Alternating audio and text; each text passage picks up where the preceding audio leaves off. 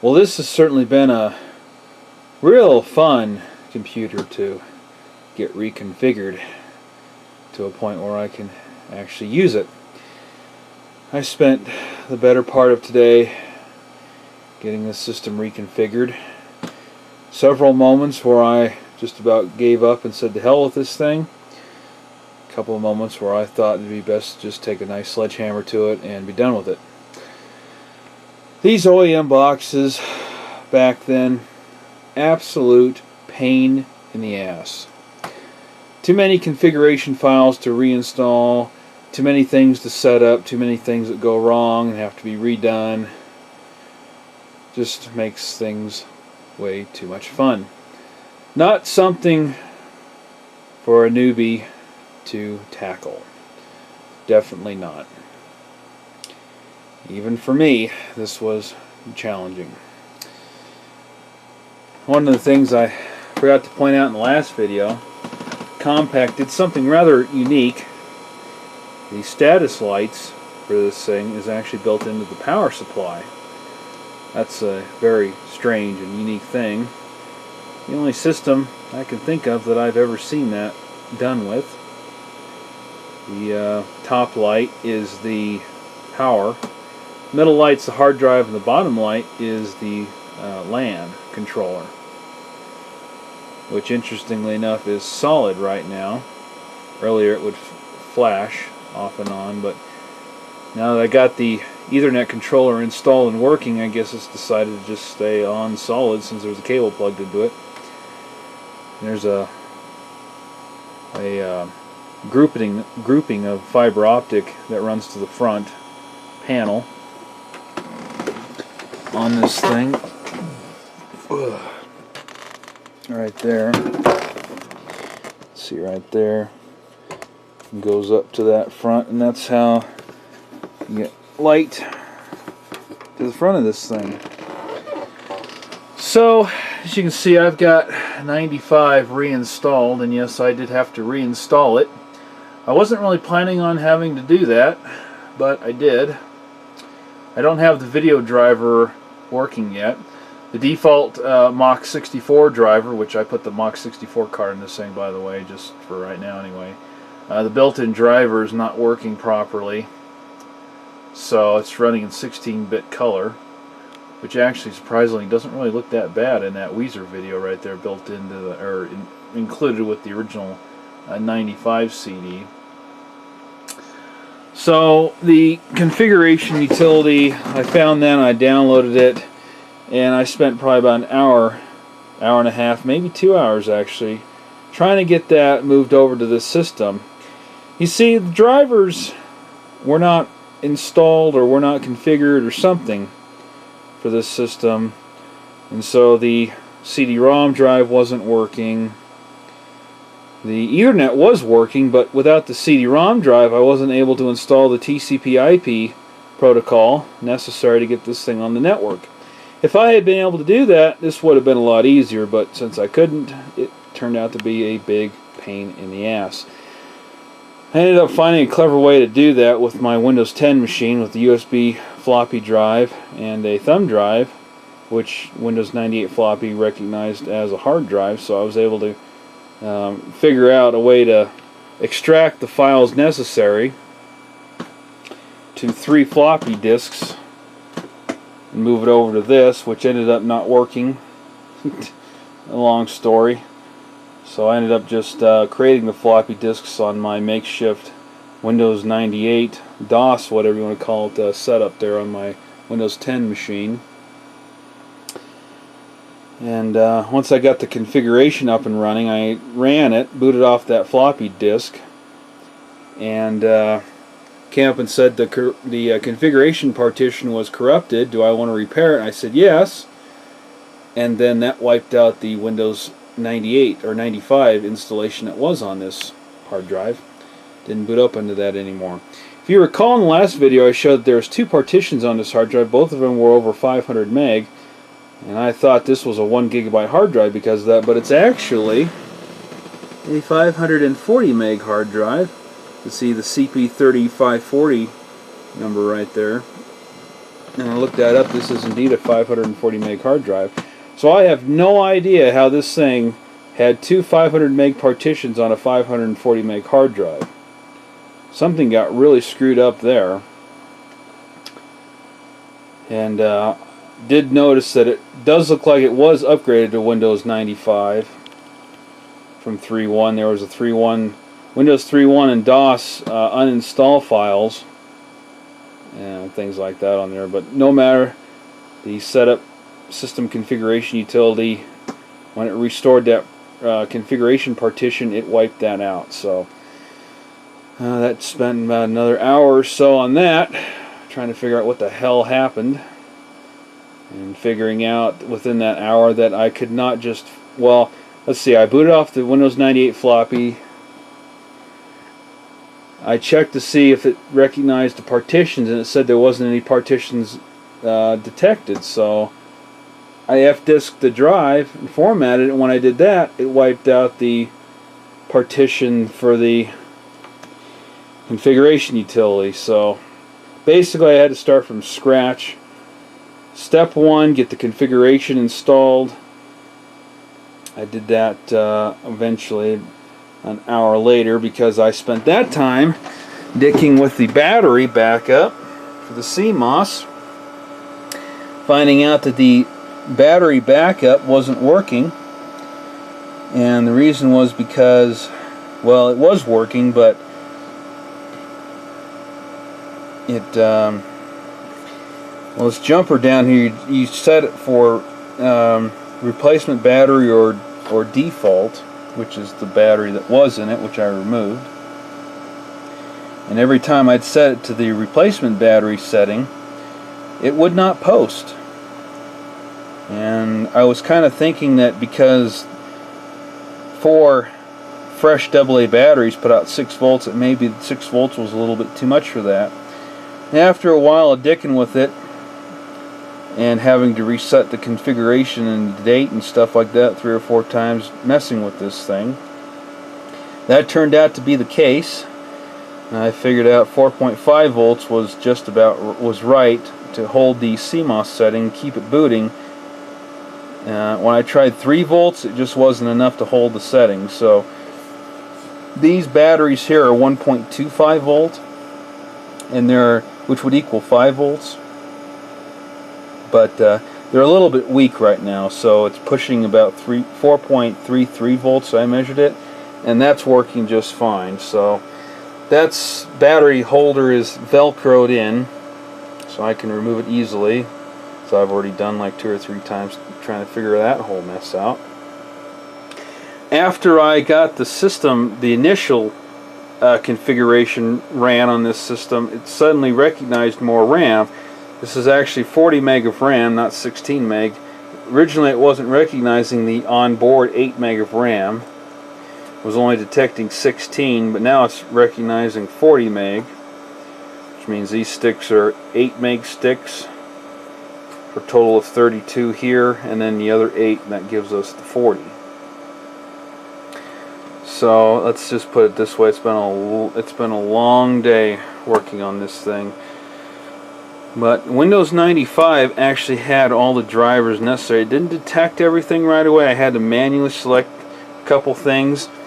In the course of all this fun fiasco, I also discovered that this AMD PCNet chip right here is also the SCSI controller. This is a combination Ethernet SCSI controller. Very interesting.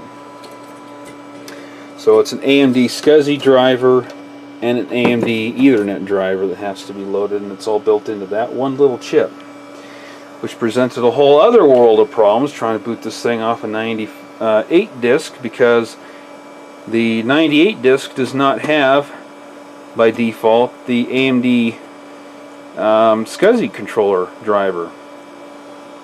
So I downloaded that. I found that actually off of Hiron's site, believe it or not.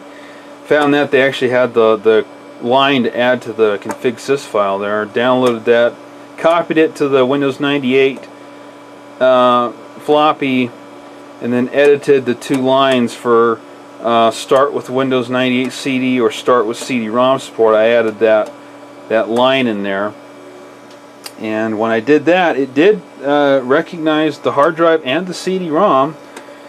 But once it tried to load the rest of the drivers, which are all WaybackTECH drivers, it just simply froze up. So I had to pull the floppy back out, re-edit it, and that time this time I added 2 lines.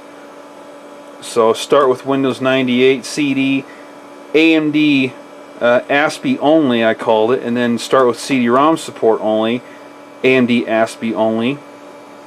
And I created a separate, separate menu, and then the appropriate lines in the config file for that, which just had it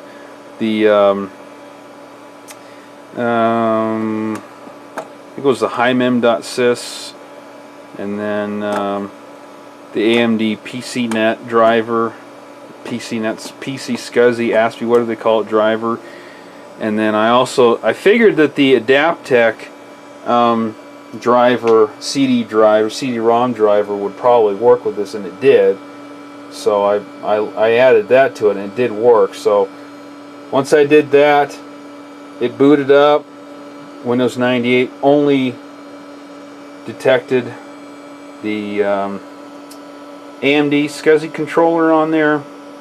It installed the CD-ROM and hard drive, and then the WaybackTECH ASCII CD-ROM driver recognized the CD-ROM, and I was able to install Windows 95. This CD-ROM works perfectly fine.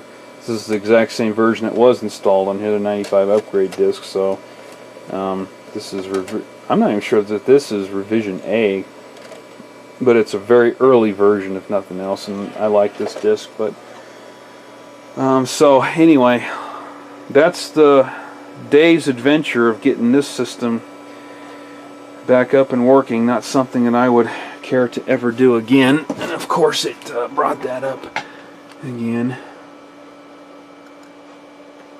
But I was just playing a little bit of this Weezer disc, and you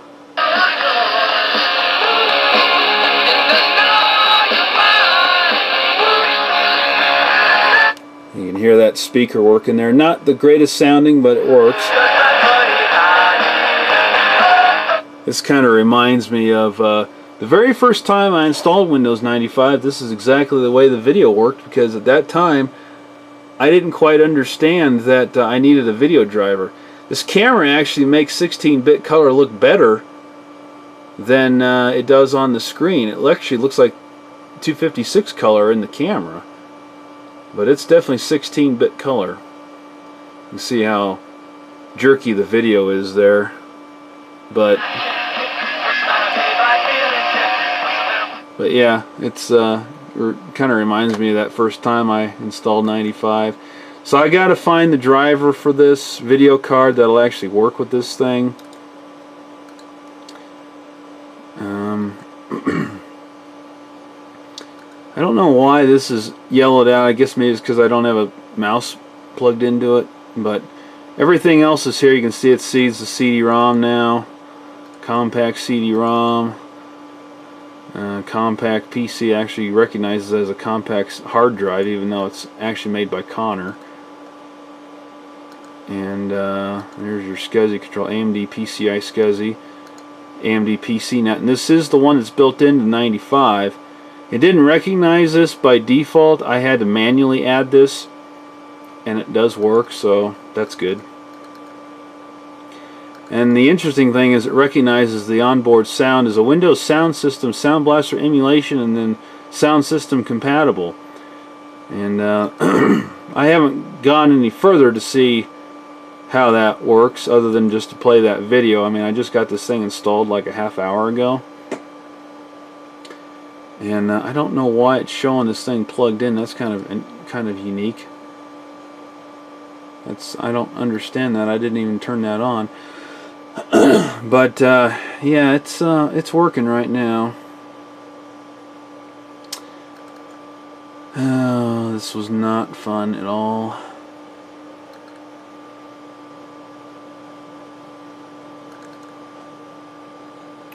Welcome.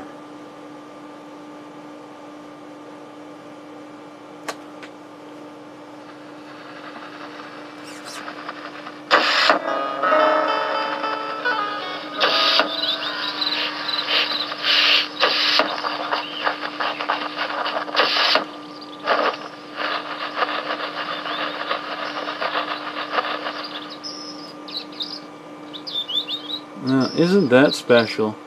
Where do you want to go today? High performance, yeah. But yeah, so far, at least it's up and running. So, I guess it's time to get this thing buttoned back up and start. I need to find the driver for that and start doing some testing on this thing. Some benchmarking and see how this thing performs. This is the CPU board that came out of that Compaq system, and you'll notice this has a 66 megahertz clock generator on it. Now I'm not sure if this is actually a clock crystal. It looks like a solid state chip, clock generator chip, not actually a crystal. The clock crystals are those silver can things, and there actually is a crystal inside of there that resonates at a certain frequency that's stamped on it. But this one is labeled 66 megahertz, whereas the one I put in the system, I can't really get a good shot of it, but it actually is a 60 megahertz. So that means that I suppose this board might not be the original board out of this system, or that originally shipped with this system, but there was a 60 megahertz chip in it. So kind of wondering if Compaq actually started shipping these systems overclocked just to give a little bit better performance. That's kind of interesting. And these little clock generators are present on the main system board as well. You can see one right there.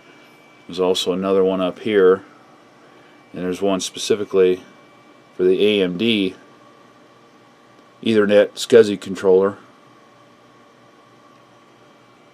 And the other thing that's kind of interesting is that this board does have a Yamaha 262-M synthesizer chip, MIDI chip on it there.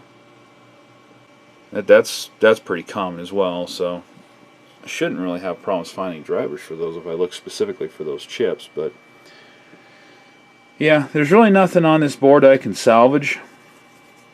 I might salvage the clock crystals, clock generators, and I don't know, maybe the ROM chips. I'm not really sure what use I would have for those. There is a flash ROM up here as well, but I'm not really sure what other use I'd have for this board, because there's really nothing on here that would be beneficial to take off. I could maybe take off the hold downs here for the ports, but I can maybe salvage that voltage regulator. But other than that, I mean, this board is, whatever's wrong with this board, it's not something I can fix, so that's too bad. But don't need to anymore, because this system is working great now. So I decided to throw this US Robotics modem in this computer I had, if nothing else, to cover up the slot on the back there, because I didn't have an extra slot blank to fit there, at least not when it's easily accessible. So I'm not going to use the card, obviously, but it's, you know, it's in there. But yeah, I think this thing's ready to button up now. I've tested it and it's working fine, so it's time to button this old girl up.